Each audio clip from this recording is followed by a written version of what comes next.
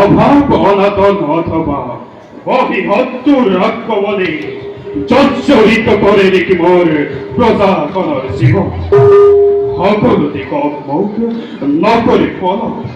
মহারাজ, সকলরে মঙ্গল আজি অযোধ্যা রাজ্য, কিন্তু মহারাজ কিন্তু বলি রইব কিয় মহারাজ, আজি প্ৰায় বহুদিন ধৰি নিৰীক্ষণ কৰিছো আপোনাৰ পূৰ্ণিমাৰ চন্দ্ৰহেন মুখনি আপোনাৰ বিষাদৰ কণীয় ডাৱৰে আৱৰা ৰাজ কাৰ্যটো নাই সেই পূৰ্বৰ সজীৱতা। ইয়াৰ কাৰণ কি মহাৰাজ? মন্ত্ৰীবর মহারাজ, মহান ইক্ষাকুকুলার রাজা আমি, মহান ইক্ষাকুকুলার রাজা মহারাজা সকলে অতীন পরাক্রমেরে অযুদ্ধ রাজ্য করেছিল শাসন। কিন্তু তিজকত বন্দিত এই অযুদ্ধ রাজ্যর ভূমিদর ধারা স্তব্ধ এই রাজা দশরথের নমত। আপনি তো জানেন মন্ত্রী মহারাজ, ঐক্য পরিমিত অপুত্তক মন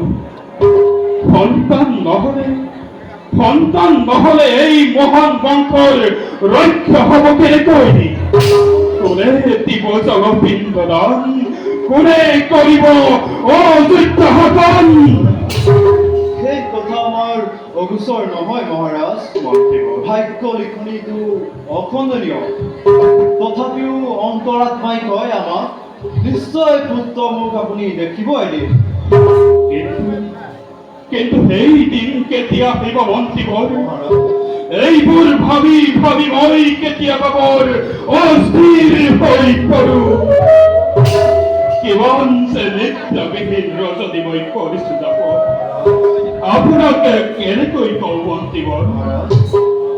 বুজো মই আপোনাৰ অন্তৰৰ মৰ্মৰ ব্যথা, বুজি পাওঁ উদ্বেগৰ কাৰণ, কিন্তু সদ্যহতে সন্তানৰ চিন্তা কৰি পৰিহাৰ চিন্তা কৰক নিজ পুত্ৰ সদৃশ অযোধ্যাৰ শত শত প্ৰজাৰ কথা।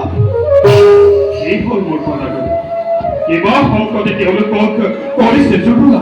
হয় মহাৰাজ, সুজনা সুফলা শস্য শ্যামলা অযোধ্যা আজি মৰুভূমিলৈ পৰিণত হ'বলৈ আৰু বেছিদিন নাই মহাৰাজ। এই কলে মন্ত্ৰীবৰ পঞ্চবৰ্ষে অনাবিষ্কৃত বিশেষকৈ দক্ষিণ প্ৰান্ত প্ৰজাজনে অন্ন অভাৱত পৰি এই ৰাজ্য ত্যাগ কৰিবলৈ কৰিছে আৰম্ভ। ইয়াৰ কিবা এটা ব্যৱস্থা কৰক মহাৰাজ। কি কলে মন্ত্ৰীবৰ? মহাৰাজ, দক্ষিণ অযোধ্যাৰ আজি এনে অৱস্থা? হয় মহাৰাজ।